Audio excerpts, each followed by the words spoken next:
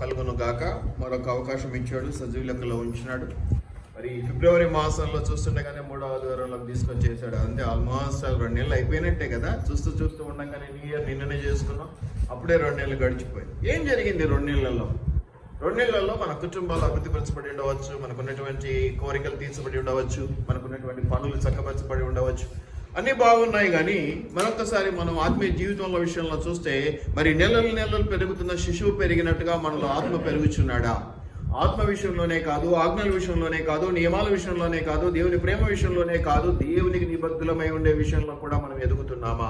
ప్రతి విషయంలో కూడా మనము జ్ఞాపకం చేసుకుంటూ ఉండాలి, చెక్ చేసుకుంటూ ఉండాలి. సంవత్సరం గడిచిపోయింది, స్కూల్కి వెళ్ళావు సంవత్సరం రోజులు కదా. ఇప్పుడు పరీక్షలు వస్తున్నాయి కదా దగ్గర, ఇప్పుడు తెలుస్తుంది అసలైన స్కూల్కి పోయావా లేదా, చదివావా లేదా కదా. ఈ పరీక్ష అనేది నిన్ను ఎలా వెళ్ళావా, వెళ్తే ఏం నేర్చుకున్నావు, ఇటువంటి వాటన్నిటికీ ఒక టెస్ట్ అన్నమాట కదా. నిన్ను నిలబెడుతుంది కదా. నువ్వు ఎప్పుడైతే నిలబడలేవో, పడిపోతావో, అప్పుడు అర్థమైంది ఏంటంటే నువ్వు సరిగా క్లాసులకు వెళ్ళలేదు, వెళ్ళినా వినలేదు, సక్రమంగా లేవు, సరిగా చదవలేదు కదా. చాలా మంది ఫెయిల్ అయిన తర్వాత పిల్లలు అదే అంటుంటారు కదా, మొదటనే బుద్ధి తెచ్చుకొని చదివింటే ఇది రాకపో కదరా ఇట్లా.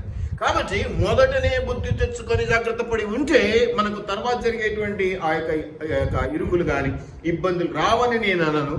వచ్చినా వాటిని సులువుగా తప్పించుకునేటువంటి ఆ యొక్క ఆలోచన దేవుడు ఇస్తూ ఉంటాడు. కాబట్టి మనం ప్రతి విషయంలో కూడా జాగ్రత్త పడాలి, ముందు జాగ్రత్త పడాలి. ఆ జాగ్రత్తకు తగినట్టుగా మన ప్రవర్తన ఉండాలి. మార్పు లేకపోతే మనం ఏమీ చేయలేము. కాబట్టి కొన్ని విషయాల్లో మరి జరుగుతున్నాయి అంటున్నాం కదా. ఎలా జరిగినా, ఏం జరిగినా, ఎలా జరిగితే బాగుండేది అనేటువంటి ఒక చిన్న అంశాన్ని ఈరోజు నేను మీ ముందుకు తీసుకురావాలని ఆశపడతా ఉన్నాను. మనందరికీ తెలుసు, సౌలు రాజు కదా, మొదటి రాజు. మనం కన్నా పరిశుద్ధ గ్రంథంలో చూస్తే రాజులు అనేది మొదలైంది ఆయనతోనే కదా. దేవుడు పిలుచుకున్నాడు, ఏర్పాటు చేసుకున్నాడు, ప్రత్యేకించి అభిషేకించినాడు, రాజుగా నియమించినాడు కదా. అనేక విషయాల్లో మరి ఆయన ప్రేమను చూపించి ఒక ఆధిపత్యాన్ని ఇచ్చినాడు, ఒక హక్కుని ఇచ్చినాడు. అది గొప్ప దీవెన కదా. ఈ రోజుల్లో మనం అంత ఈజీగా రాజులం కాదు, ఎక్కడెక్కడ ఉన్నోడో పట్టుకొని వచ్చి అభిషేకించి కూర్చోబెట్టడం అనేది ఇంకా అసలే కాదు. ఈ రోజుల్లో నాయకులు ఏంటో సంవత్సరాలు తిరిగినా మనం ఒక చిన్న నాయకుడు కూడా అనిపించుకోలేము, ఎందుకంటే తొక్కేస్తారు. అట్లాగే అనేక విషయాల్లో జరుగుతూ ఉంటాయి. కానీ మనం చూస్తే ఇక్కడ పరిశుద్ధ గ్రంథంలో సౌలును దేవుడు ఎంతగానో ప్రేమించినాడు, రాజుగా నియమించినాడు. అయితే చివరి సంఘటన ఒకటి నేను మీకు జ్ఞాపకం చేయాలని ఆశపడతా ఉన్నాను. తినగ వేము తీయకుండా అన్నట్లుగా చూస్తూ ఉండగానే రుచి మరిగినట్లయితే మనము పరిశుద్ధ గ్రంథము, జీవ గ్రంథము, ఈ జీవ మాటలు మనకు ఉత్సాహాన్ని, ప్రోత్సాహాన్ని, బలాన్ని ఇచ్చి మనకు నడిపిస్తూ ఉంటాయి. అయితే మనము మన ఈ విధంగా సంవత్సరాల తరబడి బాప్టిజం తీసుకోకముందు, ప్రభులకు రాకముందు మనం ఎలా ఉన్నాం అనేది ప్రశ్న కాదు. ఎందుకంటే అది లోకంలో ఉండింటాం కదా, అది ఖచ్చితంగా. అయితే దేవుళ్ళలోకి వచ్చామని చెప్పుకుంటూ ఉన్నాం, దేవునితో కలిసి నడుస్తున్నామని చెప్పుకుంటున్నాం. కాబట్టి ఎలా నడుస్తున్నాము అనేది మళ్ళీ మనం చెక్ చేసుకోవాలి. ఆదివారం ఒక హెచ్చరికగా తీసుకోవాలి. అది జరిగించుకోవడం ద్వారా మన జీవితాలు సరి చేసుకుంటే మనకు అవి ఆశీర్వాదాలు, ఇందులో అనుమానం ఏమీ లేదు. కాబట్టి వీటిని గమనించుకుంటే చివరి సిచ్యువేషన్ ఒకటి నేను మీకు జ్ఞాపకం చేస్తాను. సౌలు జీవితంలో జరిగింది, చనిపోక ముందు జరిగినటువంటి ఒక సిచ్యువేషన్ నేను మీకు జ్ఞాపకం చేస్తాను. మొదటి సమూయేలు గ్రంథంలో 28వ అధ్యాయంలో మీరు చూసినట్లయితే మరి 3వ వచనం నుంచి ఒక పరిస్థితి ఉన్నది, చాలా పెద్దగా ఉంది, 20 వచనాల వరకు ఉన్నాయి. అయితే నేను అక్కడక్కడ మీకు చదివి వినిపిస్తాను. సమూయేలు మృతి నొందగా ఇశ్రాయేలీయులు అతని గురించి విలాపము చేసి రామా అనే అతని పట్టణంలో అతని పాతి పెట్టి ఉండిరి. మరియు సౌలు కర్ణపిశాచం గలవారిని, చిల్లంగి వారిని దేశంలో నుండి వెళ్ళగొట్టి ఉండెను. ఫిలిష్తీయులు దండెత్తి వచ్చి శూన్యములో దిగగా సౌలు ఇశ్రాయేలీయులందరూ సమకూర్చెను. వారు గిల్బోనులో దిగిరి. సౌలు ఫిలిష్తీయ దండను చూసి మనస్సునందు భయకంపము నొంది యెహోవా యొద్ద విచారణ చేయగా, యెహోవా స్వప్నము ద్వారా నైనను, ఊరీము ద్వారా నైనను, ప్రవక్తల ద్వారా నైనను ఏమీ సెలవీయకుండేనో. జాగ్రత్తగా గమనించండి ప్రియమైనటువంటి దేవుని బిడ్డలారా. సౌలును తెచ్చిపెట్టుకుంది దేవుడు, అధికారం ఇచ్చినాడు, రాజుగా నిలబెట్టాడు, చాలా కాలం తనతో కూడా ప్రయాణం చేసినాడు, గొప్ప ఆశీర్వాదం ఇచ్చినాడు. మొదటిసారి దారి వేయటం చాలా గొప్ప విషయం. రాజుగా అనేక మంది అనేక రకాల ఆలోచనలు, సైన్యాన్ని ఏర్పాటు చేసుకోవడం, తిండి తిప్పులు ఏర్పాటు చేసుకోవడం, ప్రజలను క్షేమంగా పరిపాలించడం, వారిని ఎప్పుడు ఆనందంగా ఉంచడం అది ఈజీ కాదు. కానీ అటువంటివన్నీ సులభతరంగా చేశాడు దేవుడు, ఆయనకు కృపను అందించినాడు. అటువంటి ఆ దేవుడు అన్ని విషయాల్లో ప్రోత్సహించి బలపరిచినటువంటి దేవుడు ఇక్కడ మాత్రం ఎందుకో ఊరకుండేననే మాట మనం ఇక్కడ చూస్తాం. ఆయన పలకలేదు. ఏం జరిగింది, ఎలా జరిగింది, అందుకు జరిగిందో మనం చూద్దాం. సౌలు తక్కువడేం కాదు, సౌలు చాలా మంచివాడు, ఇందులో అనుమానం ఏమీ లేదు. మంచి పరిస్థితిని మనం ఇక్కడ చూస్తూ ఉన్నాం. కానీ ఎందుకు ఇలా జరుగుతుందో మనం కొంచెం లోతుగా వెళ్ళి దాన్ని జ్ఞానపూర్వం చేసుకుందాం, దాన్ని అర్థం చేసుకునే ప్రయత్నం చేద్దాం. మీరు ఇక్కడ గమనిస్తే ఏమైనా చూడండి, సెలవీయకుండాను మాట్లాడకుండాను అప్పుడు సౌలు, నా కొరకు మీరు కర్ణపిశాచము గల ఒక స్త్రీని కనుగొనడి, నేను పోయి దాని చేత విచారణ చేతునని తన సేవకులకు ఆజ్ఞేయగా వారు చిత్తము. ఎందోరులో కర్ణపిశాచము గల యొక్కటి ఉన్నదని ఆయనతో చెప్పిరి. కాబట్టి సౌలు మారువేషము ధరించి వేరు బట్టలు తొడుగుకొని 2 మనుషులను వెంట పెట్టుకొని పోయి రాత్రి వేళ ఆ స్త్రీ యొద్దకు వచ్చి, కర్ణపిశాచము ద్వారా నాకు శకునము చెప్పి నాతో మాట్లాడుటకై నేను నీతో చెప్పు అని రప్పించమని కోరగా, ఆ స్త్రీ, ఇదిగో సౌలు చేయించినది నీకు తెలిసినది కాదా? కర్ణపిశాచము గల వారిని, చిల్లంగి వారిని అతడు దేశంలో ఉండకుండా నిర్మూలము చేసిన కదా. నీవు నా ప్రాణము కొరకు ఉరియొగ్గి నాకు మరణమేల రప్పింతు అని అతనితో అనెను. అతడు సౌలు, యెహోవా జీవము తోడు, దీనిని బట్టి నీకు శిక్ష ఎంత మాత్రమును రాదని యెహోవా నామమున ప్రమాణము చేయగా, ఆ స్త్రీ నీతో మాట్లాడుటకై నేనెవరిని రప్పింపవలని అడుగగా, అతడు సమూయేలును రప్పింపవలెననెను. ఆ స్త్రీ సమూయేలును చూసినప్పుడు బిగ్గరగా కేక వేసి, నీవు సౌలువే, నీవు నన్నెందుకు మోసపుచ్చితివని సౌలుతో చెప్పగా, రాజు, నీవు భయపడవద్దు, నీకు ఏమీ కనపడినదని అడుగగా, ఆమె, దేవతలలో ఒకడు భూమిలో నుండి పైకి వచ్చట నేను చూస్తున్నాను నేను. అందుకతడు ఏ రూపముగా ఉన్నాడని అడిగినందుకు, అది దుప్పటి కప్పుకొని నా ముసలివాడు ఒకడు పైకి వచ్చుస్తున్నాడు అనగా, సౌలు అతడు సమూయేలు అని తెలుసుకొని సాగిలపడి నమస్కారము చేసెను. సమూయేలు, నన్ను పైకి రమ్మని నీవెందుకు తొందర పెట్టివు అని సౌలును అడగగా, సౌలు, నేను బ్రహ్మశ్రమలో ఉన్నాను. ఈ విధంగా అనేకమైనటువంటి శ్రమల గురించి మాట్లాడుతూ ఉన్నాడు. మరి 16వ వచనం, అందుకు సమూయేలు, యెహోవా నిన్ను ఎడబాసి నీకు పగవాడు కాగా నన్ను అడుగుట వలన ప్రయోజనమేమి. ఎంత చక్కటి మాట ఉందండి. దేవుడే నిన్ను వదిలిపెట్టిన తర్వాత ఒక మామూలు ప్రవక్తను, మామూలు పాస్టర్ను నా దగ్గరికి వచ్చి మొరపెట్టుకుంటే నేనేం చేయగలను? దేవుడే నీకు అన్ని చేయాలి, దేవుడే వదిలేటట్టు చేసుకున్నావు, దేవునితోనే దూరం పెంచుకున్నావు. ఇప్పుడు కాపరి దగ్గరికి వచ్చేసి నీవు నన్ను ఇలా చేస్తే అని అంటే నేనేం చేయగలను అని అంటూ ఉన్నాడు. ఇది మన ప్రతి జీవితాల్లో జరుగుతున్నటువంటి అంశం అండి. ఈ రోజుల్లో ప్రతి జీవితంలో జరుగుతున్నటువంటి అంశము. సౌలును ఇక్కడ జ్ఞాపకం చేసుకుందాం, మధ్యలో కర్ణపిశాచి కలిగిన వారిని కూడా జ్ఞాపకం చేసుకుందాం, చివరిలో సమూయేలును కూడా మనం జ్ఞాపకం చేసుకున్నాం. ఈ 3 పాత్రలు ఉన్నాయి ఈ చిన్ని పారాగ్రాఫ్లో, ఈ చిన్ని అంశంలో. మొట్టమొదటిది మనం గమనిద్దాము, నేను మళ్ళీ చెప్పుకుంటూ వస్తాను. ఇక్కడ మీరు గమనిస్తే కర్ణపిశాచి అనేది ఒక కలిగినటువంటి ఒక స్త్రీ ఉన్నది. ఆ విషయం ఏంటంటే, ఈయన రాజు అయిన తర్వాత అదంతా కూడా దేవునికి ఇష్టం లేదు కాబట్టి వాళ్ళందరినీ కూడా దేశంలో నుంచి తరిమేశాడు, వాళ్ళని చంపివేయాలనేది మనం గమనిస్తూ ఉన్నాం. అనేక రీతులుగా వాళ్ళు అక్కడ ఉండబడకుండా తరిమివేయబడ్డ పరిస్థితిని మనం చూస్తూ ఉన్నాం. లేవీయులు 20వ అధ్యాయము 27వ వచనంలో కూడా మీరు గమనిస్తే, లేవే కాండంలో 20వ అధ్యాయము 27వ వచనంలో కింద మీరు గమనిస్తే చక్కటి మాట ఉందండి. అక్కడ ఆ పురుషుని అందేమి స్త్రీ అందేమి కర్ణపిశాచినను సోది అయినను ఉండిన ఎడల, అంటే ఆ దురాత్మలు ఉన్నట్లయితే, ఆ పిశాచాల కింద దాంట్లో ఉన్నట్లయితే, మనం ఏంటంటే ఈరోజు మనం వెళ్ళి చెప్పించుకుంటా ఉంటాం, చేస్తూ ఉంటాం, మరి ఏదో మనకు తెలియదు అది ఎంతవరకు సమంజసము, ఎంతవరకు నిజం అనేది మనకు తెలియదు. కానీ అక్కడ అది జరిగిందంటే, ఇక్కడ ఇది జరిగిందంటే, వెళ్దాం పద, అక్కడ ఏదో శక్తి ఉందంటే, ఇక్కడ ఏదో బలం ఉందంట అని అనడాన్ని క్రైస్తవ సమాజంలో మనం చూస్తూ ఉన్నాం. నేను అన్యుల గురించి మాట్లాడడం లేదు, కానీ క్రైస్తవ సమాజం గురించి, కాలికి నల్లతాడు కట్టుకునే క్రైస్తవులను కూడా నేను చూస్తున్నాను. దిష్టి తగులుతుందో ఏదో అన్నట్టుగా ఇప్పటికీ కొంతమంది కట్టుకోవడాన్ని నేను చూస్తూ ఉన్నాను. దిష్టి తీయించుకునేటువంటి వాళ్ళని కొంతమంది నేను చూస్తూ ఉన్నాను. అయ్యా అని మొరపెట్టుకోవాల్సిన పరిస్థితుల్లో దేవుని చెంతకు రాకుండా లోకం వైపు వెళ్తున్నటువంటి వారిని నేను చూస్తూ ఉన్నాను. మొక్కుబడి చెల్లించే వాళ్ళని చూస్తున్నాను, వెంట్రుకలు ఇచ్చొచ్చేటోళ్ళని చూస్తూ ఉన్నాను, ఇంకా ఏదేదో చేసే వాళ్ళని నేను చూస్తాను. ఎవరిని ఏమి అనడానికి నాకు హక్కు లేదు, కానీ ఏది సమంజసము, ఏది న్యాయము, ఏది దగ్గరతనాన్ని దేవునితో నీకు నిలుపుతుంది అన్న అంశాన్ని నువ్వు జ్ఞాపకం చేసుకునకుండా నువ్వు పడే పనులు జరగవాడిని జరుగుతాయండి. ఎందుకు జరుగుతాయో కూడా నేను మీకు చెప్తాను. మీరు ఇక్కడ గమనిస్తే, ఈ యొక్క కర్ణపిశాచి గల స్త్రీ సోది చెప్పేవాళ్ళు, క్షుద్ర పూజలు చేసేటువంటి వాళ్ళని ఆశ్రయించేటువంటి పరిస్థితులు మనము చూస్తూ ఉన్నాం. మీరు గమనిస్తే అపొస్తలుల కార్యంలో పూతోను దయపడేటువంటి పిల్ల ఏం చెప్తా ఉందండి? మంచి భవిష్యత్తుని చెప్తా ఉంది, ప్రజలకు కావాల్సినటువంటి మేలు చెప్తా ఉంది. సమస్య చెప్పంగానే ఇట్లా అదిగో వినపడుతుంది స్వరం అని చెప్పి వాళ్ళని డైరెక్ట్ చేసి ఈ విధంగా ఏం చేస్తా ఉంది అంటే, తన యజమానులకు తన యజమానులకు సంపాదన డబ్బు సమకూర్చి పెడతా ఉంది. మరి మన అన్నలు ఉన్నారు శిష్యులు, వాళ్ళు ఆ దయ్యాన్ని ఎల్లగొట్టినాక శక్తి పోయింది, సంపాదన పోయింది. కొన్ని చోట్ల మనం అనుకుంటూ ఉంటాం ఇది నా జ్ఞానం, కొన్నిసార్లు సాతాను కూడా దాన్ని ఏమంటామంటే భ్రమపరచు ఆత్మ.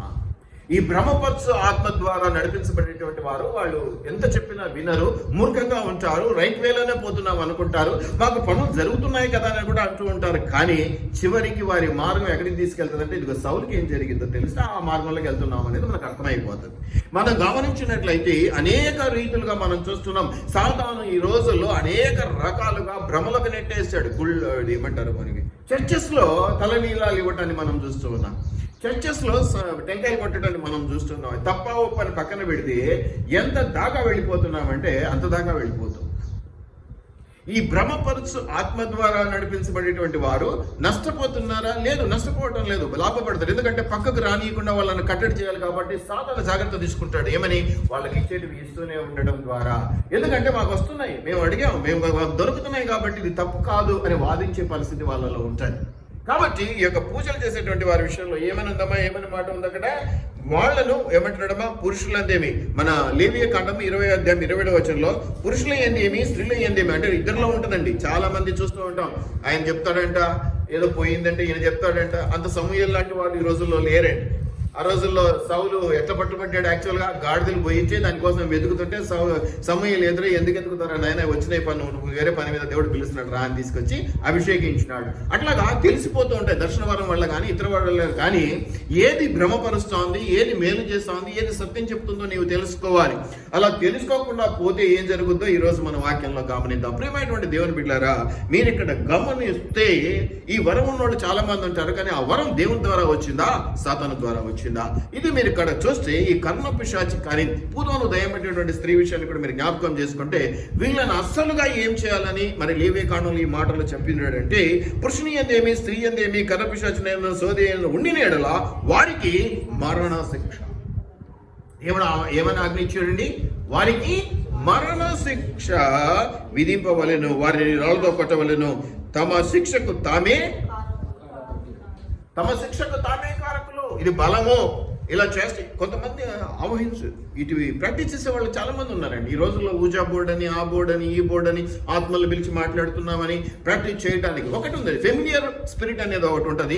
ఒక్కదాన్ని అనేకులను పట్టుకోరు వాళ్ళు, ఒక్కదాన్ని పట్టుకుంటారు, ఒక్క ఆత్మను బిగించుకుంటారు, ఒక్క ఆత్మను కంట్రోల్ చేస్తారు. ఆ ఆత్మ ద్వారా లింకులు పెట్టుకోవడానికి అనేక ఒరిజినల్స్ ఉన్నాయి. ఒరిజినల్స్ అంటే నేనేది మంచివని చెప్పడంలా, దురాత్మను పట్టుకోవడంలో కూడా ఒరిజినల్స్ ఉన్నాయి. దురాత్మలు ఎక్కడ నాటకాడాలి వాళ్ళు కూడా కొంతమంది ఉన్నారు. ఏమి ఉండదు వాళ్ళ దగ్గర శక్తి.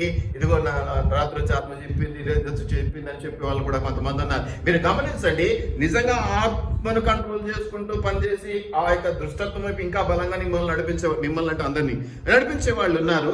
లేకుండా కూడా ఉంది అని చెప్పి మిమ్మల్ని భ్రమలో పెట్టి నిమ్మకాయలదా, నల్లకొడిదా, ఇవిదా, బంగారంతా అని చెప్పి మోసపరిచే వాళ్ళు కూడా ఉన్నారు. నేను అనుకుంటా ఇక్కడ ఈమె కొంచెం మోసపరిచే స్త్రీగానే నాకు అనిపిస్తూ ఉన్నది. నేను ఎందుకు అనేది నేను మీకు వివరణ ఇస్తాను. ఎందుకంటే ఈ రోజుల్లో చాలా మంది ఎక్కువగా మోసపరిచే వాళ్ళే, మిమ్మల్ని మోసం చేసి మీ దగ్గర డబ్బు తీసుకునేటువంటి వాళ్ళే ఎక్కువ మంది ఉన్నారు. ఈ రోజుల్లో కానీ ఆ రోజుల్లో కానీ అదే జరుగుతూ ఉండింది. కానీ భ్రమపరిచేటువంటి పరిస్థితులు కూడా మనం వెళుతూ సత్యాన్ని ఎవరైతే చెప్తున్నారో వాళ్ళు మనం వంట పట్టదు. మనం గద్దిస్తున్నామంటే మన దగ్గరికి రారు ఎవరు కూడా. అమ్మ మీరు ఇలా ఉండాలి, ఇలా ఉండాలి, ఇలా చేయాలి, ఇలా ఉంటే మీకు దీవెన అని చెప్తే ఇది నాకెందుకు అని అనుకునేటువంటి తత్వమే ఎక్కువ కనిపిస్తుంది.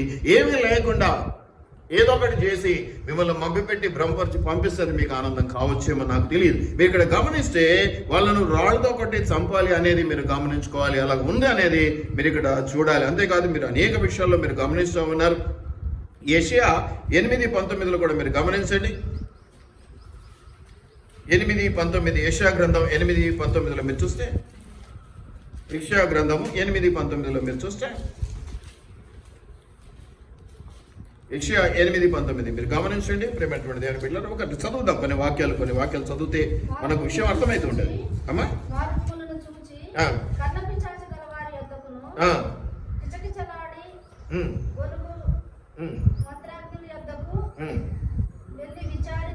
చెప్పినప్పుడు జనులు తమ దేవుని యొద్దకు దేవుని యొద్దనే విచారింపవద్దా? సజీవుల పక్షంగా చచ్చిన వారి వాళ్ళు ఏమని చెప్తున్నారమ్మా? అక్కడ ప్రజలను ఏ విధంగా మభ్య పెడుతున్నారు వాళ్ళు? 8:19 కర్ణ పిశాచం గల ఎద్దకును కర్ణ పిశాచి గల వారి యొద్దకును కిచకిచలాడి గొడుగు మంత్రజ్ఞుల యొద్దకును కదా. విచ్ క్రాఫ్ట్ అంటారు కదా. మనం చిన్నప్పుడు బొమ్మల్లో ఆడాడు కదా, చిపురు మీద పోతా ఉంటది కదా ఒక ఆమె, ముసలామె మంత్రగతి, చిపురు మీద తిరిగేటోళ్ళు రాత్రుల్లో తిరుగుతుంటా. జాగ్రత్తగా ఉండాలి, జాగ్రత్తగా ఉండాలి. కథల్లో చదవలే, బొమ్మలు చూడలే, మళ్ళీ ఏమి ఉండదు, చిపురు కట్ట మీదనే తిరుగుతుంటాడు. చాలా మంది ఉన్నారు, ఇక్కడే కాదు దేశంలో అన్ని ఇవే ఉన్నాయి. ఏదో భారతదేశం గురించి చెప్పట్లేదు, నేను కామన్గా చెప్తున్నాను. క్రైస్తవ సమాజం గురించి మాత్రమే నేను మాట్లాడుతున్నాను. నమ్మి అలా వెళ్ళే వాళ్ళ గురించి నేను క్రిటిసైజ్ చేయడానికి నాకు అధికారం లేదు. బైబిల్ అన్నది కూడా క్రైస్తవ సమాజానికి, కాబట్టి వాళ్ళు అలాగ చేయటం తప్ప ఒప్ప అనేది ఇప్పుడు నేను మాట్లాడుతున్నాను.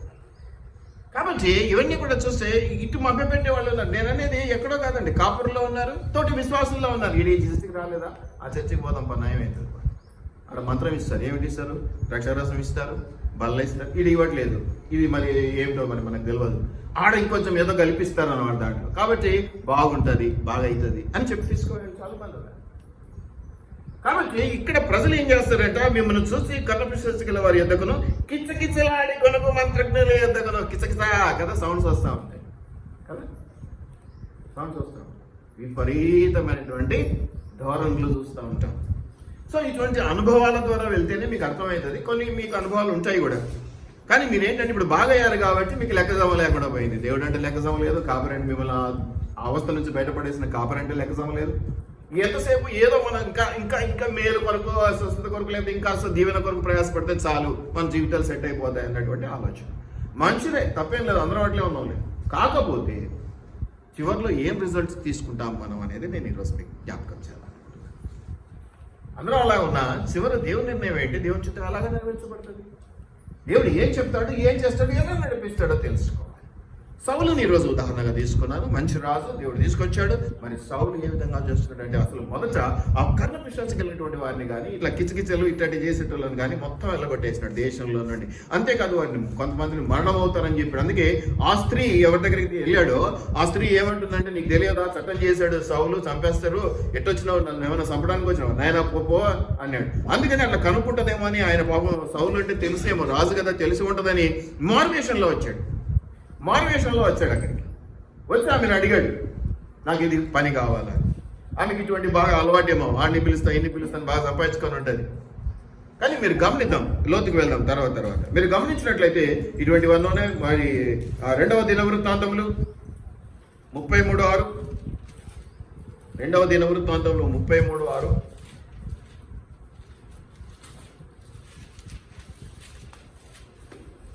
2వ దినవృత్తాంతములు 33:6 చిన్న చిన్న వచనాలు నేను కొన్ని చూపిస్తాను, ఓకే, జస్ట్ మనకి రెఫరెన్స్ కోసం. 33:6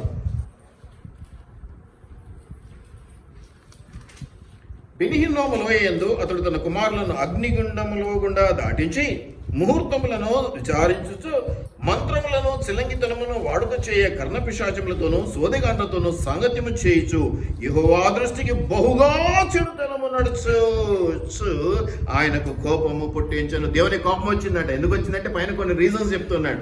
ఎవరి గురించి చెప్తున్న తర్వాత ఆలోచించదు. మనిషి ఎలా ఆరంభించినప్పుడు అనే మాట మనం చూస్తున్నాం పైన. అయితే ఇక్కడ మీరు గమనిస్తే చాలా చక్కగా ఉంది. మరియు ఎంత గొప్పగా చెప్తున్నాడు అంటే చూడండి, బెనిహిన్నోము లోయందు అతడు తన కుమారుని అగ్నిగుండము దాటించి, ఏమేమి చేయకూడదో అవన్నీ చేసి ముహూర్తములను విచారించి, అయ్యగారు పెళ్లి చేసుకోవాలా, డేట్ ఫిక్స్ చేయండి, మంగళవారం ప్రయాణం కుదరదండి, శుక్రవారం అప్పియకూడదండి, బుధవారం ఉప్పు ఇట్టి వేరే వాళ్ళ ఇంట్లో నుంచి మన ఇంట్లోకి తీసుకురాకూడదండి. ఎవరి గురించి చెప్పట్లా, క్రైస్తవుల గురించి చెప్తున్నాను ఈ మాట్లాడి. సిగ్గుండాలి మనకి. సో దేవుడు ఏం చెప్తున్నాడు ఒకసారి చూడండి, అగ్నిగుండంలో దాటించి ముహూర్తంలో విచారించు మంత్రములను చిలకితనమును వాడుక చేయి కర్ణపిశ. ఇవన్నీ వాడుక చేసేది ఎవరు? కర్ణపిశాచం కలిగినటువంటి వాడు. ఎక్కువగా ఇన్ఫ్లుయెన్స్ చేసేది ఎవరు? కర్ణపిశాచం కలిగినటువంటి వాడు. వాళ్ళ విషయంలో ఏం చెప్తున్నాడు, యెహోవా దృష్టికి బహుగా చెడుతనము నడుచుకొని ఆయనకు కోపం పుట్టించు. దేవునికి కోపం పుట్టిస్తే ఏం జరుగుతుందో చూద్దాం, అది కూడా చూద్దాం. సో మనమందరం కూడా ఈ 2 నెలల్లో 3 నెలల్లో ఆత్మీయంగా బలపడుతున్నామా, ఇంకా లోకంలో ఉన్నామా, ఇంకా ఇట్టి ఆచార్యాలు పాటిస్తున్నామా, ఇంకా ఇట్టి వేయడం మనం ఏమైనా పాటిస్తున్నామా, ఇంకా దేవునికి దూరం జరుగుతున్నామా కదా. మొక్కుబళ్ళు చెల్లించమంటే ఇంకేదో చేస్తూ ఉంటాం, ఎందుకంటే ఫ్రీగా ఉండేటివి ఫ్రీగా ఇచ్చేసి వస్తాం. కొంచెం ఖర్చు అయితే కొంచెం నిదానం చేస్తూ ఉంటాం ఏవి తప్పు ఏవి ఒప్పు అనేది మనకు విచక్షణ ఇచ్చినాడు దేవుడు. పరిశుద్ధ గ్రంథంలో అన్ని వివరంగా ఇవ్వబడ్డాయి. ఎవరు చెప్పింది కాదు, మనకు కావాల్సింది. మనకి ఇక్కడ ఉంది ప్రూఫ్లు. వీటిని బట్టి మనము మార్చుకోవడమో తీర్చుకోవడమో చేయడమో చేయాలి. కానీ మనం ఏం చేస్తున్నాం, చేస్తే ఏం జరుగుద్ది, సౌలుకి ఏం జరిగింది, మనకేం జరుగుద్ది, ఒక్క మాట గమనించుకున్నాం. ఈరోజు వాక్యం అంతా అది. దయచేసి మీరు ఇక్కడ గమనించినట్లు ఇటువంటి మాటలు అనేకం ఉన్నాయి. మీరు గమనించినట్లు ద్వితీయోపదేశకాండం 18:11 కూడా చూడండి. ద్వితీయోపదేశకాండము 18వ అధ్యాయం 11వ వచనం. 18:11 11 కాదు 9 నుంచి మనం చదువుదాం. నీ దేవుడైన యెహోవా నీకు ఇచ్చుతున్న దేశంలో నీవు ప్రవేశించిన తర్వాత ఆ జనముల హేయ కృత్యములను నీవు నేర్చుకొనకూడదు. నేర్చుకుంటున్నారు క్రైస్తవులు కూడా. మంత్రాలు నేర్చుకుంటున్నారు, తంత్రాలు నేర్చుకుంటున్నారు, వశీకరణ నేర్చుకుంటూ ఉన్నారు. దేవుడికి ఇష్టమాది? దేవుడు కావాలని అడుగుతూ ఉన్నాడా? అలా చేస్తే మంచి నీకు ఆశీర్వాదం ఇస్తానంటున్నాడా దేవుడు? ఏమంటాడు? ఏ కృత్యములను నీవు నేర్చుకోనకూడదు. కండిషన్ అంతే. ఇంకా దాంట్లో అనుమానం వద్దు. వాటి జోలికి వెళ్ళవద్దు, వాటి గురించి ఆలోచనే వద్దు. పని జరిగినా జరగకపోయినా దేవుడిని ఆశ్రయించు. అలా ఆశ్రయించితే దేవుడు కనికరంతో ఎప్పుడో ఒక రోజు చేస్తాడు. అంతేగాని పని కావాలి నాకు, ఎక్కడికి పోతే నాకేంటండి, ఎవరు చేస్తే నాకేంటి, నాకు పని చేసేటోడు కావాలి. ఇది ఈ రోజుల్లో క్రైస్తవుల నైజం అయిపోతూ ఉన్నది. మనుషులు అనలేదు నేను, మనుషులందరూ అట్లే ఉన్నారు. పని జరిగితే చాలు. కానీ ఎవరి దగ్గరికి వెళ్తే పని జరుగుతుంది, ఎక్కడికి వెళ్తే పని జరుగుతుంది, ఎక్కడ యథార్థత ఉంది, ఎక్కడ దేవుని శక్తి ఉంది, ఎక్కడ దేవుడు ఉన్నాడు. భ్రమ అక్కర్లేదు, భ్రమించడం అనేది అవసరత లేదు. భ్రమపరచు దురాత్మ జోలికి వెళ్ళకండి. ఆటికెళ్తే అయింది, ఇటుకెళ్తే అయింది, వాళ్ళ ఇంట్లో అన్నం తింటే అయింది, వీళ్ళ ఇంట్లో నీళ్లు తాగితే అయ్యింది. క్రైస్తవులు అండి, మనం క్రైస్తవ జీవితం జీవించేటువంటి వారు అనేకులకు సాక్ష్యంగా ఉండాలి. అనేకులకు సాక్ష్యంగా ఉండకుండా మనం ఏం చేస్తున్నామంటే ఇంట్లో బైబిల్ చదవటం వీలు కాదు కాబట్టి చర్చికి వస్తున్నాం తప్ప దేవుడి నుంచి ఏమో నేర్చుకుందాం అనేది లేనే లేదు. దయచేసి జ్ఞాపకం పెట్టుకోండి, ఇలాంటి మాటలు అనేకం ఉన్నాయి. హే కృత్యములు నేర్చుకొనకూడదు. తన కుమార్తెనైనను తన కుమారుడైన అగ్నిగుండము దాటించు వాడినైనను, శకునము చెప్పు సోదగారినైనను, మేఘ శకునములు కానీ సర్పశకునములు కానీ చెప్పువాడినైనను, చిల్లంగి వాడినైనను, మాంత్రికుడినైనను, బ్లాక్ మ్యాజిక్, వైట్ మ్యాజిక్, రకరకాల మ్యాజిక్లు చేసి కనిపించలంతా అంతే. అంతేకాకుండా ఇంకేమంటాడు? దయ్యముల యొక్క విచారణ చేయడం, ఇంద్రజాల క్రియలో ఏమున్నాయండి? ఓహో, విచారణ చేయ వాడినైనను మీ మధ్య ఉండనీయకుడే. మనని ఏం చేయాలో వారి తర్వాత చెప్తాడు దేవుడు. ఇప్పటికైతే ఉండనీయకుడే అంటున్నాడు. అటువంటి వాటి జోలికి వెళ్ళేవాడు వాడు చెడిపోతాడు, నిన్ను చెడగొడతాడు. నేను పోయి గుండు కొట్టించుకొస్తే మేలు జరిగింది, నువ్వు పోయి గుండు కొట్టించుకోవచ్చు అంటాడు. అటుంటది పరిస్థితి. వాళ్ళు మారరు, ఇంకొకరిని చెరుపుతారు. ఇక్కడ విషయం ఏంటంటే పుండు క్యాన్సర్ పుండులాగా అనమాట. పూర్తిగా పోదది, ఇంకాస్త పెరుగుతా వస్తూ ఉంటుంది. ఇంకా ఏం చెప్తున్నాడు చూడండి. వీటిని చేయ ప్రతివాడును యెహోవాకు ఇష్టం లేని వాడు కాదు. హేయుడు అంటే అసహ్యం మీద అసహ్యం, అసహ్యం మీద అసహ్యం. అటువంటి వాటి జోలికి వెళ్ళేవాడు ఎట్టి పరిస్థితుల్లో దేవునికి ఇష్టడు. దేవునికి ఇష్టడుగా ఉంటే ఆశీర్వాదం ఏంటో మనకు తెలుసు. ఇంకా చాలా ఉన్నాయి. మరి నీవు ఈ దేవుడైన యెహోవా యొద్ద యథార్థపరుడవై ఉండవాలి. యథార్థత ఎంతమందికి ఉందండి? ఎన్ని కారణాలు చెప్తామండి, దొంగ కారణాలు కదా. ఆఫీస్కి పోలేదంటే, స్కూల్కి పోలేదంటే కదా, కడుపు నొప్పి, కాళ్ళు నొప్పి, కథలు మా తాత చచ్చిపోయాడు, మా అమ్మమ్మ చచ్చిపోయిందని చెప్పుకునే రోజులు వచ్చినాయి కదా. అంత ఘోరంగా కూడా అబద్ధాలు ఆడేస్తాం. దయచేసి జ్ఞాపకం పెట్టుకోండి. ఈ విధంగా మనం చూస్తే అవి ఎంతగా దేవునికి ఇష్టం లేనివో నేను ఇన్ని వాక్యాల్లో చూపించాను. కాబట్టి వాళ్ళందరూ ఉన్నారు, వాళ్ళ జీవనం వాళ్ళది, వాళ్ళ పరిస్థితులు వాళ్ళది. వాళ్ళ జోలికి మనం వెళ్ళకూడదు, వాళ్ళ జోలికి మనం వెళ్ళకూడదు. అది పెట్టుకుంటే ఏదో జరుగుద్ది, ఇది పెట్టుకుంటే ఏదో జరుగుద్ది. గ్లాసులో నిమ్మకాయ పెట్టుకొని నీళ్ళు పోస్తే అదృష్టం కలిసి వస్తుంది, వ్యాపారాలు జరుగుతాయి. ఇంకేదో రకరకాలైనటువంటి వాటి వైపు దేవుడు ఆపు అంటే బ్రహ్మపరచాత్మ పో అంటుంది. ఆ పోవటం అనేది ఎలా జరిగిందో మనం చూస్తాం. కాబట్టి ఇవన్నీ కూడా జరుగుతాయి, ఇవన్నీ కూడా చూస్తూ ఉన్నాం. మనకు మరణం తర్వాత కూడా జీవితం ఉందండి, అనేకులకు లేదు. అది క్రైస్తవులకు ఉంది. ఏమిటి? చచ్చిపోయినా కూడా దేవుని దగ్గర బతికుంటాం. మన జీవితాన్ని మనం కరెక్ట్గా రాసుకోవాలి కదండి. ఇష్టానుసారంగా ఎట్లా కదా, ఇష్టానుసారంగా రాసుకుంటే ఎట్లా? మన జీవితాన్ని సక్రమంగా రాసుకోవాలి కదా. మనకి ఇచ్చాడు అధికారం, ఎట్లా రాసుకోవాలో, ఎట్లా నడవాలో, ఎట్లా పోతే దీవెన అని మనం చెప్పాడు కదా. అది సక్రమంగా మనం పాటించలేకపోతే ఎట్లా వస్తుంది మనకు ఆశీర్వాదం? ఎట్లా వస్తుంది? దయచేసి జ్ఞాపకం. అందరూ చాలా మంది ఎక్కువ చూస్తూనే ఉంటాం ఇవన్నీ కూడా మనం జ్ఞాపకం చేసుకుని. నీతిని వెతకట్లేదండి, మాయల్ని వెతుకుతున్నాడు. మాయలు, మంత్రాలు ఇవి వెతుకుతున్నారు ప్రజలు, క్రైస్తవులు. నేను అనేది వేరే వాళ్ళ గురించి చెప్పట్లా. నీతిని వెతకండి, నన్ను, నా నీతిని, దేవుని రాజు, అంతేనా? ఏమన్నాడు? నా నీతిని నా రాజ్యమును మొదట వెతకమంటే మాయల్ని, మంత్రాల్ని, ఆడేవది ఇది, ఈడబోద అది వెతుకుతున్నాం. ఆడికి పోతే బాగుంటుంది, ఈడికి పోతే బాగుంటుంది, ఆడ ఏదో శక్తి ఉందంట, ఈడేదో ఉంటుందంట, ఆడికి పోగానే ఎన్నెన్నో అవుతుందండి అని చెప్తుంటారు. ఏం కాదులే నాయన, దయ్యం వచ్చి లోపలికి కూర్చున్నది, అందుకే ఒళ్ళు జలధరించి చల్లగా అయింది అన్నాం మేము. దేవునికి మహిమ కలుగును గాక. కాబట్టి ఇవన్నీ కూడా దేవునికి ఇష్టము లేదు అనేది మనం జ్ఞాపకం చేసుకోవాలి. ఇలాంటి వాటిని మనం ప్రోత్సహించకూడదు, ఇలాంటి వాటి వైపు వెళ్ళకూడదు అనేది మనం చూస్తూ ఉన్నాం. ఇక్కడ నేను చెప్పొచ్చే అంశం ఏంటంటే, ఈ మాయల్ని వెతకటంలో ఏదో లోకం పోతుందంటే అర్థం చేసుకోవచ్చు. వాళ్ళకి తొందరగా కావాలి, ఏదైతేనే మనం దొంగతనమైన చేయి, ఇంకేదైనా చేయి, 10 రూపాయలు సంపాదించుకోవాలి, వాడు గొప్ప ఈ రోజుల్లో. మనం ఏమంటాం, 5 రూపాయలు సంపాదించుకున్న నీతిగా చేయాలి, న్యాయంగా చేయాలి, ధర్మంగా చేయాలి, పద్ధతిగా చేయాలి అంటాం మనం. కాబట్టి మనం ఎదగటం చాలా కష్టం, ఎదగటానికి కొన్ని వేల సంవత్సరాలు పడుతుంది, అప్పటికి మన తరం అయిపోతుంది. కానీ దుఃఖపడాల్సిన అవసరం లేదంటాడు, ఎందుకంటే పరలోక రాజ్యంలో మన స్వాస్థ్యం గట్టిగా ఉంది, నిబ్బరంగా ఉండి మనం అది నిలుపుకుంటే చాలు అనేది. మీరు గమనించినట్లయితే మరి క్రిస్టియన్స్లో కూడా, పాస్టర్స్లో కూడా ఇది మనం చూస్తూ ఉన్నాం. ఇది వద్దు అనేది నేను మీకు తెలియజేస్తా ఉన్నా. అయితే ఇప్పుడు కన్నపిశాచు నుంచి సౌలుకి వచ్చేద్దాం, ఏమైపోతుంది. కాబట్టి మీరు సౌలుని గమనిస్తే, సౌలు గొప్ప రాజు అని చెప్పాను. ఆయన మంచిగా కన్నపిశాచు కలిగినటువంటి వాళ్ళని, మాయా మంత్రాలు చేసేటువంటి వాళ్ళని దేశం నుంచి వెళ్ళగొట్టాడు. ఆయన చక్కగా ఉండింది. మరి ఆయన అసూయ వల్ల కానీ, ద్వేషం వల్ల కానీ, పగ వల్ల కానీ, దావీదు విషయంలో కానీ ఇంకేదన్నా చూస్తే ఏం జరిగిందంటే, మీరు గమనించినట్లయితే చెడిపోయినట్టుగా మనం చూస్తా ఉన్నాం, దేవునికి దూరమైనట్టుగా మనం చూస్తా ఉన్నాం.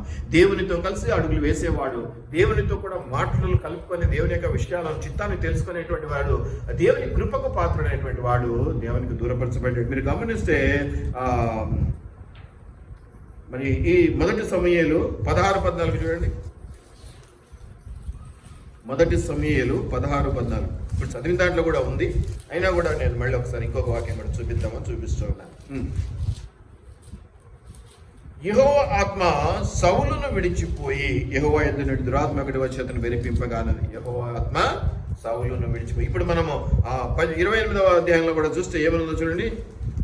28లో మనం చదివినటువంటి పారాగ్రాఫ్ లో ఏమనుందో చూడండి. అమ్మా, యెహోవా నిన్ను దేవుడు ఏం చేసినాడు? మరి అంత ఘోరం ఏం జరిగిందో మీ అందరికీ తెలుసు. సౌలు ఎలాగా మరి ఎన్నో తప్పులు చేసినటువంటి దావీదు క్షమించబడ్డాడు, సొలొమోను క్షమించబడ్డాడు. మరి సౌలు విషయంలోకి వచ్చేసరికి ఆయనను రాజుగా చేసినందుకు దేవుడు చింతించాను, పశ్చాత్తాపడను అని ఉంటుంది వాక్యాలు. మీరు గమనిస్తే ఏమని ఉంటుందో తెలుసా? పశ్చాత్తాపడ్డాడు, ఎందుకు చేశానా ఇతన్ని రాజుగా అని. మన విషయంలో కూడా ఎందుకు ఇన్ని పిలుచుకున్నానో, ఎందుకు రక్షణ ఇచ్చాను అనుకుంటే చాలా పడుతుంది, చాలా ఇబ్బంది. దేవుడు అలా ఎప్పుడు అనుకోక తన ప్రేమను బట్టి మనకు రక్షణ ఉచితంగా ఇస్తూ తన కృపను బట్టి మనల్ని నడిపిస్తున్నాడు కాబట్టి సరిపోయింది. కానీ మన అవతారాలు, మన పరిస్థితులు చూస్తే, మొన్న ఒక దగ్గర ఒక పాస్టర్ గారు ఒక చక్కటి మాట ఉపయోగించాడు. అది ఉపయోగించవచ్చు నాకు తెలియదు, కానీ లేఖితనం పెరిగిపోయింది క్రైస్తవుల్లో. లేఖితనం, క్రైస్తవులు అనకూడదు, విశ్వాసులు అన్నారు. ఎందుకంటే క్రైస్తవులు అంటే మళ్ళీ క్రీస్తును వెంబడించేవారు. అది ఎంతమంది ఉన్నారో మనకు తెలియదు, కానీ మనం రక్షించబడ్డాం, మనం దేవుని నమ్ముకున్నాం అనే వాళ్ళలో లేఖితనం పెరిగిపోయింది. ఒక చెప్పుకోవడం, నేను విశ్వాసిని, నేను ఇది అని చెప్పుకోవడం మాత్రం పెరిగిపోయింది. దాని నడవడిక అయితే లేదు, దేవుని ప్రోత్సాహంలో నడిపించబడ్డం అనేది లేదు అనేది మనం గమనిస్తూ ఉన్నాం. మరి ఇక్కడ గమనిస్తే దేవుని ఆత్మ సౌలును విడిచినట్టుగా మనం చూస్తూ ఉన్నాం. మరి చాలా జ్ఞాపకం చేసుకోండి, అనేక చోట్ల ఈ ప్రవక్తలు వీళ్ళంతా ఉన్నారు, వాళ్ళందరినీ ఉపయోగించుకుంటున్నాడు సౌలు కూడా. కానీ అన్ని చోట్ల అది కాదు, అన్ని చోట్ల అది వీలు కాదు. అలా వీలు కానప్పుడు దేవుని చిత్తాన్ని ఎరిగే ప్రయత్నం చేయాలి. సౌలు అలా చేయలేదు. మీరు గమనిస్తే దేవుడు వదిలిపెట్టడం వల్ల చాలా రకాలుగా మారిపోయాడు. ముఖ్యంగా ఏ విధంగా మారిపోయాడంటే, అంతకు ముందు మనం గమనిస్తే అక్కడ ఏం జరుగుతుంది? ఫిలిష్తీయులు యుద్ధానికి వచ్చారు. ఈ ఫిలిష్తీయులు యుద్ధానికి రావటం వల్ల అతనిలో భయం పట్టుకుంది, గెలుస్తానా, ఓడిపోతాను, ఏంటి నా పరిస్థితి, ఆ ఆత్రత, ఆవేశం, ఆ భయము అతనిలో. ఒక శ్రమ ద్వారా వచ్చినటువంటి ఇబ్బంది. మనకు శ్రమలు వచ్చినప్పుడు ముందు టెన్షన్ మొదలవుతుంది, యాంగ్జైటీ మొదలవుతుంది, ఇబ్బంది మొదలవుతుంది కదా, బిత్రపడడం మొదలవుతుంది. సౌలుకి అలా వచ్చినప్పుడు సౌలు ఏం చేయాలి? అనుభవజ్ఞుడే కదా, ఏం చేయాలి? దేవుణ్ణి విచారించాలి. మంచిదే చేశాడు, కానీ దేవునితో అనుబంధాన్ని ఆయన ఆల్రెడీ కోల్పోయాడు కాబట్టి దేవుడు సమాధానం ఇవ్వలేదు. అనేకులకు మనం చూస్తుంటాం, అదేంటి మొదట్లో నాకు బాగా జరిగినాయి, ఇప్పుడు జరగట్లేదు అంటారు. దేవుడు ఏమీ మార్పులేదు, దేవుడు నిన్న నేడు నిరంతరం ఏకరీతిగా. మరి ఇప్పుడు ఎందుకు జరగట్లేదంటే, దేవునితో అప్పుడున్న అనుబంధం, మొదటలో నీకున్న ప్రేమ ఇప్పుడు, మొదట్లో నువ్వు చాలా వెచ్చగా ఉండేవి, నులెచ్చగా కాదు, వెచ్చగా పూర మంట మండుతుండే నీళ్ళు ఆత్మ. ఈరోజు ఏమైపోయింది? చల్లబడిందో సప్పబడిందో మనకు తెలియదు, అది నీకే తెలియదు, ఇంకొక నడడానికి మనకు లేదు కదా. కాబట్టి సౌలు విషయంలోకి వచ్చేసరికి దేవుని ఎందుకు విధేయత లేదు, భయాందోళనతో నింపబడ్డాడు. ఒక పక్క యుద్ధం వస్తూ ఉంది, అక్కడ నుంచి ఏం చేయాలో తనకు తెలియట్లేదు. మరి దేవుణ్ణి ఇంకా మొరపెట్టుకోవడమో, ఇంకో ప్రవక్తను కలుసటమో, లేకపోతే ఇంకేదైనా చేయాలి. కానీ ఎవరినైతే వద్దు అని వెలగొట్టాడో వాడి దగ్గరికి, అది కూడా ఏంటి, తనేంటో తెలుసు కాబట్టి మారు వేషంలో వెళ్ళాడు. ఎంత పెద్ద తప్పు చేస్తాడు ఒక్కసారి గమనించండి. దేవుని చేత విడవబడమే మహా గొప్ప ఆపదది, ఇంకా అంతకంటే ఇంకోటి లేదు. మనుషులు వదిలిపెట్టినా బతకొచ్చేమో, కానీ దేవుడి చేతిలో నుంచి జారిపోయామంటే ఇక మనకి ఇంకేది దిక్కులేదు. అది గమనించలేకపోతున్నాం. ఇంకా దేవుడి చేతిలో ఉన్నామని మనం భ్రమపడుతూ ఉన్నాం. నిన్న నేడు ఇంకా వాక్యాలు ఉన్నాయి కదా, ఇంకా అవే చెప్తూ ఉంటాం. ఓయమ్మ ఉదరగొట్టేస్తూ ఉంటాం. ఇక్కడ నుంచి వచ్చేది కదా. అనేకులు బోధకులు కాపుడి అంటే ఈ రోజుల్లో కొన్ని ఊర్లలో ప్రతి ఇంటి నుంచి ఒకరు పోయింటారు, అమెరికాకో ఆస్ట్రేలియాకో అట్లా కదా. కొంతమంది ఊర్లలో మనం చూస్తుంటాం, ఈ ఊర్లో ప్రతి ఇంటి నుంచి ఒకళ్ళు బయట దేశాల్లో ఉన్నారు, మస్కట్లో ఉన్నారు, దుబాయ్లో ఉన్నారు అని చెప్తుంటాం. అట్లాగా ప్రతి గల్లీ నుంచి ఒక కాపరి ఉన్నాడు. మరి వాళ్ళంతా బోధిస్తూ ఉంటే నేను కొత్త ఆత్మల గురించో, కొత్త విశ్వాసాల గురించో, మరి ఉన్న ఆత్మలన్నా నిక్కచ్చిగా, నిర్భయంగా, యథార్థంగా ఉండే ప్రయత్నంలో ఉండాలి కదా. మరి ఎందుకు లేరు? అది నేను ఆలోచన చేశాను. ఇంతమంది ఇంతగా పాటుపడుతూ ఉంటే, ఇంతగా జీవాహారాన్ని ప్రతి ఆదివారం మీ కొరకు సమకూర్చి పెడతా ఉంటే, ఎందుకు ఆ యథార్థతతో లేని విశ్వాసాలుగా మనం నడిపించబడుతున్నాం? నామక వాస్తే ఎందుకు ఉండిపోయా? అటువంటిప్పుడు ఎందుకు వచ్చాము? ఇది మనం ఆలోచించాలి. జీవము గల దేవుని చేతిలో పడడం అమ్మా ఆశామాష అనుకుంటున్నామేమో, ఏదో నమ్మాను, వచ్చాను, బ్యాప్టిజం ఇస్తారా, ఇవే ఉంటాయేమో అనుకుంటున్నామేమో. బ్యాప్టిజం తీసుకోవటం అంటే సులువైన పని కాదు. మనకు తెలుసు కదా ఎంతమందికి మనం ఇప్పుడు ఇయ్యను అని అంటూ ఉంటాం. నిక్కచ్చైనటువంటి యథార్థమైనటువంటి ప్రవర్తన, పాపం చేయకుండా ఉండడం అట్లని కాదు నేను అనేది, యథార్థవంతమైన ప్రవర్తన, ఆత్మను కలిగి ఉండేటువంటి ప్రవర్తన, దేవుని మహిమపరిచేటువంటి ప్రవర్తన. ఎలా ఉంటే దేవుడు సంతోషపడతాడో అటువంటి గుణం మనకు కలిగి ఉంటాడు. ఇక్కడ సౌలు అవి ఏమీ కనపడడం లేదు. మంచి పొజిషన్లో ఉన్నవాడు ఎలాగా ఇదైపోయాడో మనం చూస్తే చాలా ఇబ్బందికరంగా ఉండటాన్ని మనం చూస్తూ ఉన్నాం. మరి అటువంటి సౌలు భ్రమింపబరిచేటువంటి పరిస్థితులకు వెళ్ళి ఆ కర్ణపిశాచి దగ్గరికి వెళ్ళినప్పుడు ఇక్కడ నేను ఇంకో మాట చెప్తా ఉన్నాను. మీరు గమనిస్తే 28 మొదటి సమయంలో మీరు గమనిస్తే అక్కడ ఆయన పిలవంగానే వచ్చేసింది. నిజంగా సాధ్యమండి ఇది? సమూయేలేమో మంచి ప్రవక్త, దైవజనుడు, ఒక కర్ణపిశాచి, ఒక భ్రమపరచు దురాత్మ పిలిస్తే ఆయన వచ్చాడు. ఇది మనం చాలా మందికి చదివిన వారికి చాలా అనుమానం. అయితే ఇక్కడ 2 అంశాలు ఉన్నాయి. ఒకటి, ఆమెకైతే ఏమీ తెలియదని అర్థమవుతుంది. ఆమె ఏదో మోసగత్తెనే ఏదో అడ్డం పెట్టుకొని, అది ఎందుకు ఈ మాట అంటున్నానంటే, రాజును చూస్తే గుర్తుపడుతుందని రాజు మావేషంలో వచ్చాడు. సమూయేలు అన్న విషయం ఆమె తెలియలేదు. ఆమె రాజుకు చెప్తుంది, దుప్పటేసుకున్నాడు, ముసలోడు, అట్లా. అంటే సమూయేలు ఇంతమంది ఎప్పుడు చూడలేదు. సమూయేలు ప్రవక్త, సమూయేలు చాలా గొప్పగా వాడబడ్డాడు అక్కడ ఆ రాజ్యంలో, ఆ దేశంలో. కానీ ఆమెకు మాత్రం తెలియదు. అంటే ఆమె కూడా ఏదో జిమిక్స్ చేద్దాము, ఒకవేళ నిజంగా ఆమె శక్తి ఉంటే సమూయేలును రమ్మని పిలిచినప్పుడు వచ్చింది సమూయేలే అని చెప్పాలి. సమూయేలు అని ఆమె అనడంలా. ఆమె ఏమంటుందంటే, ఇట్లా ఎట్లా ఉన్నాడు కనీసం వివరించు అంటున్నాడు. ఎందుకంటే ఆయనకు తెలుసు కాబట్టి రాజుకి. ఆమె చెప్తుంది ఇట్లా దుప్పటేసుకున్నాడు, అది ఇదే. కాబట్టి చాలా మంది మిమ్మల్ని భ్రమపరుస్తూ ఉంటారు. వచ్చింది సమూయేలు అని తెలియక చెప్తున్నది, వచ్చింది సమూయేలా కాదన్న. నేను ఒక చిన్న ఉదాహరణ చెప్తాను. మీరు మధ్యలో 3 చోట్ల చూస్తే సమూయేలు అనే వాడబడింది. నేనేమనుకుంటున్నానంటే, నా పర్సనల్గా దేవునికి దూరం అయ్యాడు, దేవుడు పలకలేదు, అంతవరకైతే వాస్తవమే. కానీ పలకలేదు కాబట్టి నిన్ను విడిచిపెట్టాడు అనేది కాదు. నీకు గద్దింపు, హెచ్చరిక చాలా అవసరం. కాబట్టి సమూయేలు చేత గద్దించడానికి సమూయేలు పంపించవచ్చు దేవుడు. దేవునికి అసాధ్యమైంది ఏమీ లేదు. ఇది ఒక్క సిచ్యువేషన్లోనే. ప్రతి చోట చనిపోయిన వారంతా లేచి వస్తారు, పని చేయడం. ఇక్కడ మీరు ఒకటి గమనించండి, లాజరు ధనికుడు ఉన్నారు, చనిపోయారు. లాజరు ఏమో అబ్రాహామును ఆనుకొని ఉన్నాడు కింద, ధనికుడు ఎక్కడో ఉన్నాడు. సరే, వాళ్ళ మధ్య ఏదో జరిగింది డిస్కషన్. అప్పుడు ధనికుడు అంటాడు పశ్చాత్తాపడి, భూమి మీద ఇంకా చాలా మంది మా వాళ్ళు ఉన్నారు, లాజర్ను పంపించు, చెప్పొస్తాడు అంటే దేవుడు సమాధానం ఏమొస్తుంది? ఆన్సర్, భూమి మీద చాలా మంది పాస్టర్స్ ఉన్నారు, చాలా మంది యాజకులు ఉన్నారు, చాలా మంది పెద్దలు ఉన్నారు, చాలా మంది వాక్యం ఉన్నారు, చాలా మంది ఉన్నారు. వాళ్ళని చూసుకుంటారు, వాళ్ళకి సరిపోతుంది అంటారు. వాడికి వచ్చేసరికి అలా అన్న దేవుడు ఈడ మాత్రం సమయంలో తీసుకొని వచ్చి చెప్పించాడు. అవునా కదా? సమూయేలే అనడానికి 3 చోట్ల అందుకు సమూయేలు, యెహోవా నిన్ను ఎడబాసి నీకు పగవాడు కాగా నన్ను అడుగుట వలన ప్రయోజనం ఏమని చెప్పడాన్ని మనం 16వ వచనంలో చూస్తున్నాం. దయచేసి మీరు జ్ఞాపకం పెట్టుకోండి. నేను ఇక్కడ ఎప్పుడూ చెప్తూ ఉంటాను, మీకు నేను ప్రార్థన చేయాలంటే ఎవరికి చేయాలి? దేవునికి చేయాలి. దేవునితోనే మీకు సరైన సంబంధం లేకపోతే నేను మళ్ళీ వెళ్ళి ఏ ముఖం పెట్టుకొని ప్రభువా ఆమె అడుగుతుంది, ఆయన అడుగుతున్నాడు చేయని ఎలా చెప్తాను? మీకు కూడా మంచి రిలేషన్ ఉంటాయి కదా, నేను కొంచెం రికమెండేషన్ చేయడానికి. నేను ఎప్పుడు అడిగేది అదే, కాపరిని ప్రోత్సహించాలి, కాపరి వస్తే ఛాయ్ ఇవ్వాలి, కాపరి వస్తే ఏదో చేయాలి అనుకోండి. కాపరితో మంచితనం అవసరమే, కాపరిని ప్రేమించాలనే నేను చెప్తాను. కానీ కాపరితోనే సమస్యను పొందరదు. నీవు ముందుకోవాలి, ముందు నీ అనుబంధం కరెక్ట్గా ఉంటే కాపరి రికమెండ్ చేస్తాను. ప్రభా ఫోన్లే ఇచ్చేయి అనోడే కదా అనడానికి ఒక అవకాశం. నువ్వు దేవునితో సరైన సంబంధం పెట్టుకోకుండా ఈ రోజుల్లో ఏం చేస్తున్నావంటే కాపరులను చూద్దాం. ఓకే, ఒక రకంగా మంచిదే కాపరికి, కొంచెం ఆశపడే కాపరికి మంచిదే, కానీ దేవునితో ఉండే కాపరికి అరే దేవునికి వీలుగోవరు నేను పోతే ఏదో చేస్తూ ఉంటారు అనుకుంటాడు. ఇక వాళ్ళ ఇళ్ళకి వెళ్ళటానికి కూడా మనస్కరించు కాపరి. ఎందుకంటే దేవునికే ప్రథమస్థానం. నిజమైన కాపరి, నిజమైన దేవుని సేవకుడు దేవునికి మొదటి స్థానం ఇచ్చేవారిని ఇష్టపడతారు. దేవునికి హృదయంలో స్థానం ఇచ్చేటువంటి వారిని ఇష్టపడతారు. వస్తే ఏంటి రాకపోతే మాకేంది అనుకునే వాళ్ళు కూడా చాలా మంది ఉన్నారు, కానీ నేను వాళ్ళ గురించి మాట్లాడడం లేదు. కానీ ఖచ్చితంగా సౌలు దారి తప్పినటువంటి వాడు. ఈ దారి తప్పినటువంటి పరిస్థితి ఎక్కడ దాకా వచ్చిందంటే మొదటి సమయంలో 31:4 చూడండి. ఇవన్నీ చేసినందుకు ఏం జరిగిందో 31:4 చూడండి.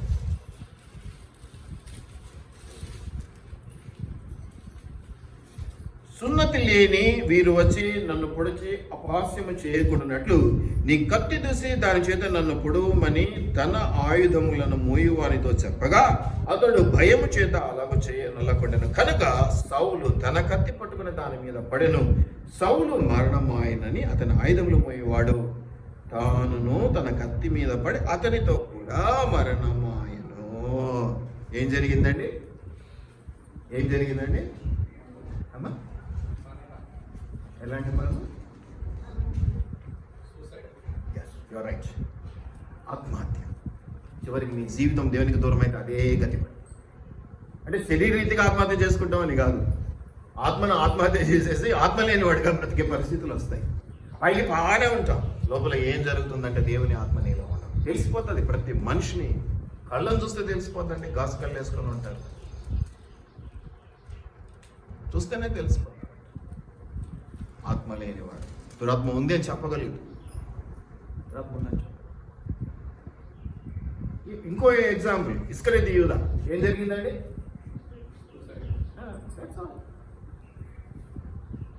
అవసరమా అండి? ఇటువంటి ఎన్ని ఉదాహరణలు చూపించమంటారు?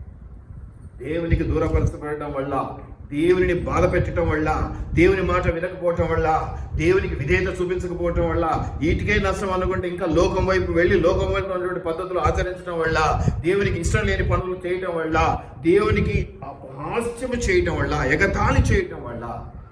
అందుకే అందరి మధ్య నువ్వు నన్ను ఇచ్చేస్తున్నావు కాబట్టి నేను కూడా అంతే అంటాడు కదా దేవుడు. నలుగురి మధ్య నన్ను ఘనత చేస్తే తన ఎదుట నేను ఒప్పుకుంటాను. సౌలుకు జరిగిన మరణం, ఇస్కరియోతు యూదాకు జరిగినటువంటి మరణం ఎన్ని చూస్తున్నాం, ఎన్ని కుటుంబాల్లో చూస్తున్నాం. పిల్లలు చనిపోవటం, తల్లిదండ్రులు చనిపోవటం, దుఃఖపడటం, ఆయుష్ మీరి కొంచెం మంచిగా అయ్యి అది నేను తప్పు పట్టట్లేదు. లేదా తెలియక యాక్సిడెంట్లో పోవటం, ఇవన్నీ కూడా నేను తప్పు పట్టట్లేదు. దేవునికి దూరం అవుతే భ్రమపరచు ఆత్మ, అసాతాను శక్తి నిన్ను మరణానికి తీసుకెళ్తుంది. ఈరోజు నువ్వు అనుకుంటావు నా పిల్లలు బాగున్నారు, మంచిగా ఆశీర్వదించబడడం, అది ఇది అనేసి దేవునికి దూరం అవటం అనుకుంటాను. దేవునికి దగ్గరతనంతో వచ్చే ఆశీర్వాదం ఎంత బలం, ఎంత శాశ్వతం, ఎంత తీయదనం కదా, ఎంత నిలకడగా ఉంటుందో అది మనకు తెలుసు. తెలిసినా కూడా నెగ్లెక్ట్ చేస్తూ ఉన్నాం. అందుకే మనము ఎదుగుతున్నామన్న భ్రమలో ఉన్నాం, కానీ ఎదుగుతున్నామన్న భ్రమ అంతే. అది భ్రమపరచ దురాత్మ, అదొక దురాత్మ. అది ఎంటర్ అయిందంటే అదే ఇక కాపరికి అదే పని. మీరు ఏది ఎక్కించుకొచ్చుకుంటే అది తులుపుకుంటూ పోవాలంటే అయ్యే పని కాదు. ఒక దగ్గరికి వచ్చిన తర్వాత నాకేం పట్టిందని వదిలేస్తాను. ఎందుకంటే నువ్వు కూడా అంత ప్రేమగా లేవు కదా ఇప్పుడు నాతో.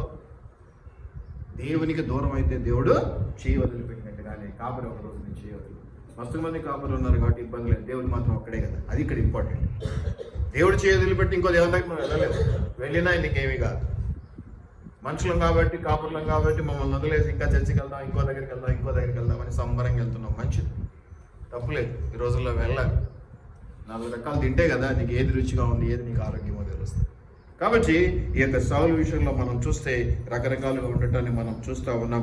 దేవుని ఆత్మ సౌలుని విడిచను. అట్లాగే ఈ పరిస్థితులన్నింటిని బట్టి ఆ భ్రమించపరచడం వల్ల ఆత్మహత్య చేసుకోవడం మనం చూస్తాం. గొప్ప రాజు, మొదటి రాజు, ఎంత రికార్డ్స్ కదా, ఎన్నో రికార్డ్స్ బద్దలు కొట్టిండాలి ఆయన కదా. అటువంటి వాడు ఎటువంటి చావు తెచ్చాడో ఒకసారి చూస్తే మనకు అర్థమవుతుంది. దేవుడు దూరం అవుతే ఏ పరిస్థితులు ఎదుర్కోవాల్సి వస్తుందో.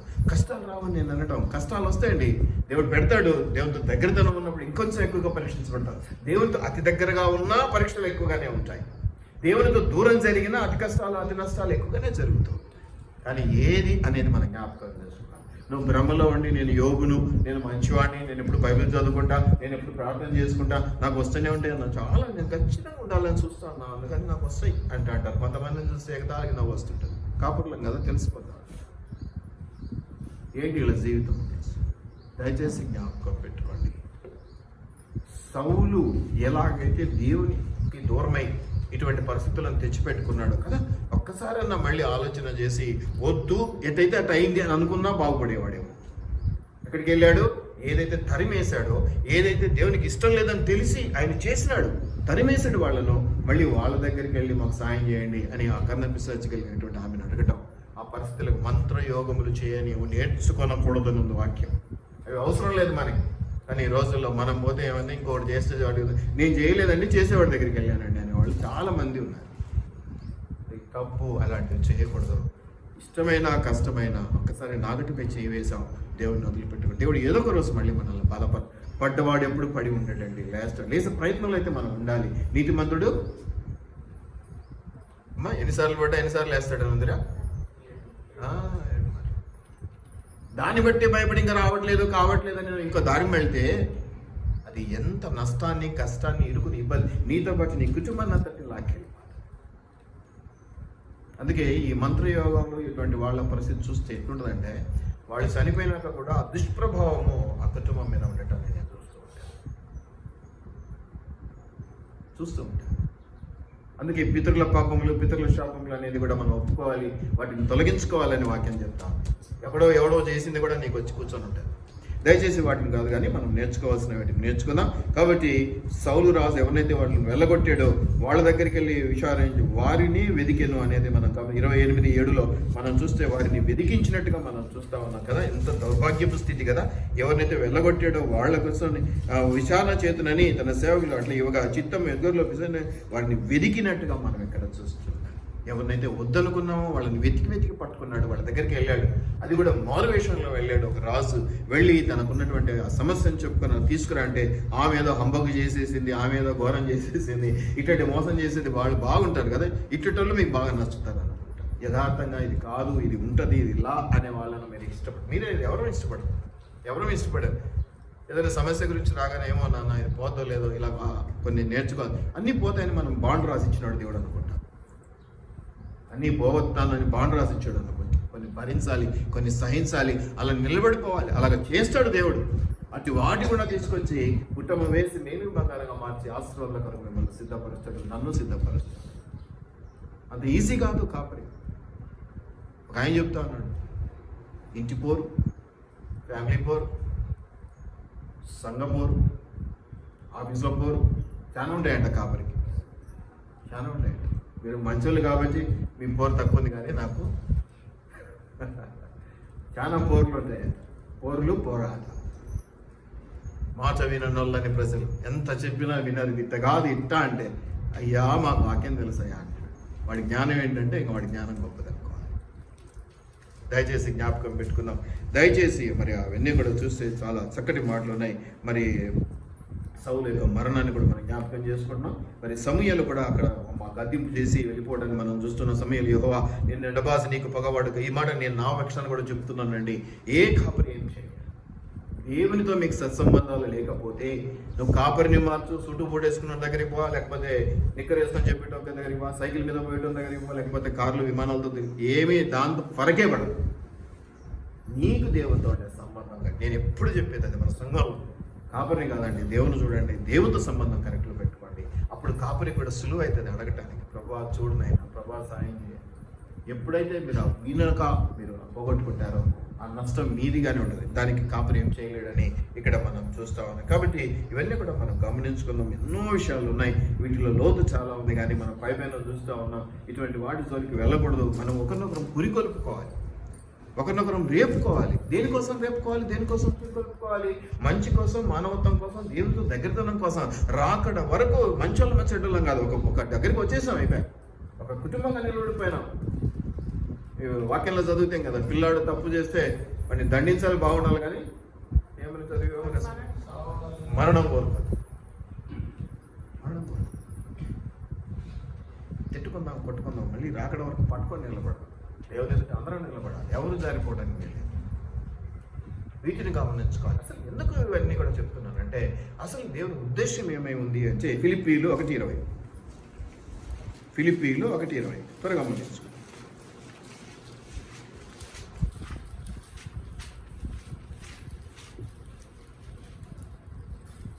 ఫిలిప్పీలు 1:20. నేను మిగుల అపేక్షించుచు నిరీక్షించుచున్న ప్రకారము మీ ప్రార్థన వలనను యేసుక్రీస్తు యొక్క ఆత్మ నాకు సమృద్ధిగా కలుగుట వలనను రక్షణార్థముగాను పరిణమించునని నేను ఎరుగుదును. చక్కటి మాట. యేసు క్రీస్తు యొక్క ఆత్మ నాకు, నేను ఇప్పుడే చెప్పాను కొద్దిగా ముందుగా, కలుగు నిమిత్తమా ఏమన్నా తేడా ఇవాళ మీరు కూడా రెఫరెన్స్ ఫిలిప్పీలు 1:20 ఏమనుందమ్మా దాంట్లో? యేసు క్రీస్తు యొక్క ఆత్మ నాకు, ఈ మాట జ్ఞాపకం పెట్టుకోండి. కలిగి ఉండటం కాదు, సమృద్ధిగా కలిగి ఉండటం. నువ్వు చెప్పినావులే, నా దగ్గర ఎంత ఆత్మ ఉందో నీకేం తెలుసు సార్. పొద్దున 3 గంటలకు లేచి ప్రార్థన చేసుకుంటా, తెల్లారి 4 గంటలకు లేచి ప్రార్థన చేసుకుంటా, మధ్యలో బాత్రూమ్ పోవాలని లేచినప్పుడు కూడా ప్రార్థన చేసుకునే నేను అన్నీ చేసుకుంటా అంటారు మీరు. దీనికోసం ఇంకొక వాక్యం గలతీయులు 6:2. గలతీయులు 6:2. గలతీయులు 6:2. ఒకని భారములను ఒకడు భరించి, అమ్మా క్రీస్తు నియమం అంటే క్రీస్తు పెట్టిన ఒక రూల్, ఒక చట్టం కదా, అట్లా నియమాన్ని ఏమంటామా ఏముంది మాల ముందుగా, దానికంటే ముందు ఒకటి ఇది గుర్తుపెట్టు. మేము ఆత్మను కలిగి ఉన్నామంటే సరిపోదు, అది సమృద్ధిగా కలిగి ఉండాలి. ఇక కొంతమంది ఏమంటారు, నువ్వు చూసినావా, మేము పాటిస్తున్నాం, మేము అనుసరిస్తున్నాం, మేము బైబిల్ చదువుకుంటాం, మేము ప్రార్థన చేసుకుంటాం, మా కుటుంబ ప్రార్థన ఉంది, నేను ఎక్కడికి పోయినా వాక్యం చెప్తా, మంచిది. కానీ ఏమంటాడమ్మా ఇక్కడ? పూర్తిగా నెరవేర్చటం. ఏదో ఉన్నాము అన్నట్టు ఉంటే అది మంచి ఫలితాన్ని ఇవ్వదు. ఏ పని చేసినా నిండుగా చేయాలి, సంపూర్తిగా చేయాలి, నిండు మనసుతో చేయాలి. అది దేవుని ఆశీర్వాదాలు మనకు తీసుకొని వస్తుంది. ఈ 2 విషయాలు మీరు జ్ఞాపకం పెట్టుకోండి, మీరు దీవించండి. మొట్టమొదటి ఏంటి? క్రీస్తు ఆత్మను కలిగి ఉండటం కాదు, క్రీస్తు ఆత్మను సమృద్ధిగా కలిగి ఉండాలి. రెండో విషయం ఏంటంటే ఆయన చెప్పిన నియమాలు, ఆయన చెప్పిన పద్ధతి, అంటే వాక్యం చెప్పిన పద్ధతులు, వాక్యం చెప్పినటువంటి మాటలు మనము అనుసరించి నడుచుకోవాలి, నెరవేర్చు వారిగా ఉండాలి. ఎలాగా? ఒకటి, నాకు ఇష్టమైంది ఏం చేస్తాను, ఇదే నేను చేయను, నాకు ఇష్టం లేదు కాదు. ఎట్లా ఉండాలి? పూర్తిగా ఏం చేయాలి దాన్ని? అమ్మా నెరవేర్చు వారిగా. నీకు సాధ్యమవుతుందా? నీకు సాధ్యం కాదా? నీకు సాధ్యం కాదైతే దేవుడు చెప్పనే చెప్పు.